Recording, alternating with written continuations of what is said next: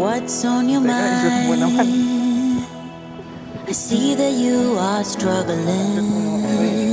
Ano yung pinaka-sexy na part ni Eldon? Why waste Yung time? mata. Kala mo yung mata, syempre. Oo, kasi parang pag tinititigan ka niya, tutu. Yun na yun. Syempre iba yung mga titig kapag tumingin. Oo. Yun pa lang. Malagkit. Although I know that's a lie, I'm waiting for you to give it up. Paano masasabi na siya na talaga? Basta pare, malalaman mo yung pag siya na talaga. Hindi yung may papaliwanag yung pare. Ganun talaga yun. Kaya malalaman mo yun talaga.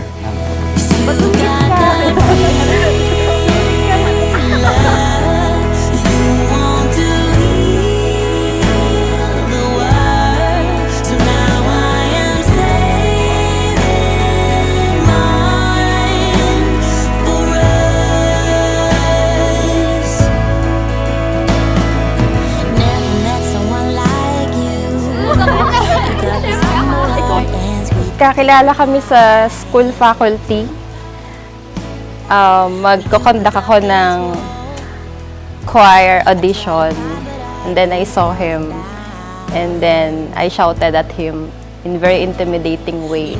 Mag-audition ka ba? Akala niya, mag-audition ako dun sa room na hindi naman. Ang tanong pa niya sa akin nun is pataray na mag-audition ba kayo? Parang gano'n. Our first met is just like an frenemy. Hindi kami talaga goods and we hate each other so much. 'Cause there is some hidden love just for us. Siguro masasabi ko parang enemy pa kami noon dahil yung impression ko nga sa kanya is mataray una. Tapos siguro naman siya, impression niya sa akin masungit. Kaya ganun. Pero yun nga, dahil parehas kami nasa council, doon nabuo yung ano namin, magkakaibigan namin. Yeah, you got that free love. You want to heal the world. So now I am saving mine for us.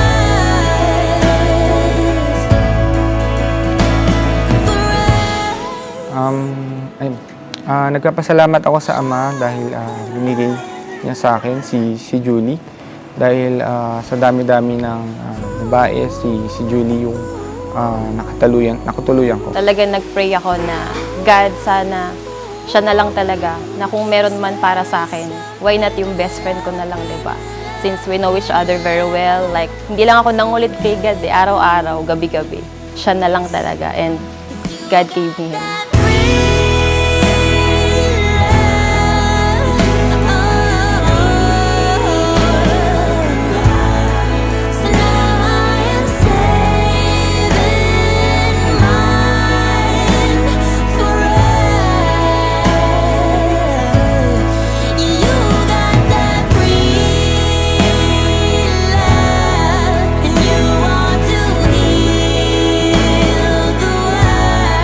So now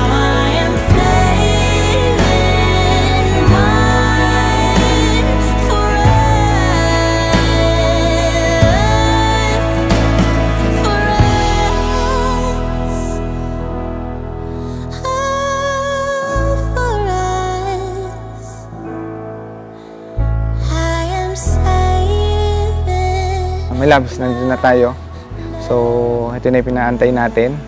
Konting oras na lang. At ito na nga. So, thank you at nakarating tayo dito. Kaya tayo nandito ngayon is may mga trials din tayong nalagpasan. Looking forward to start a new chapter in our lives na bilang mag-asawa tayo. I love you. It's 4 in the morning. I can't wait to take this flight to come back home.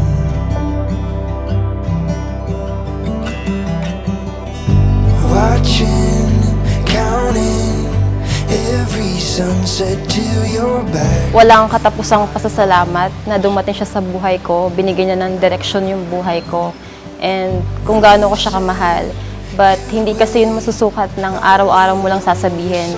I think kailangan ko rin talaga siyang patunayan, ipakita. And yun, wala na ako ibang masabi kundi thank you and sobrang mahal ko talaga siya. We're gonna make when I'm back home. When I'm back home.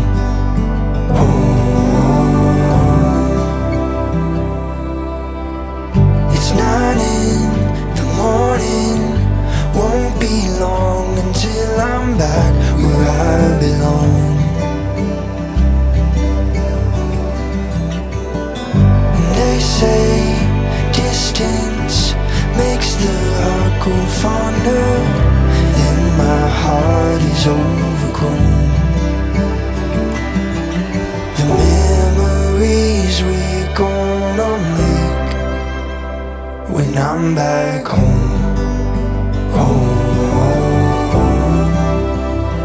When I'm back home. When I'm back home.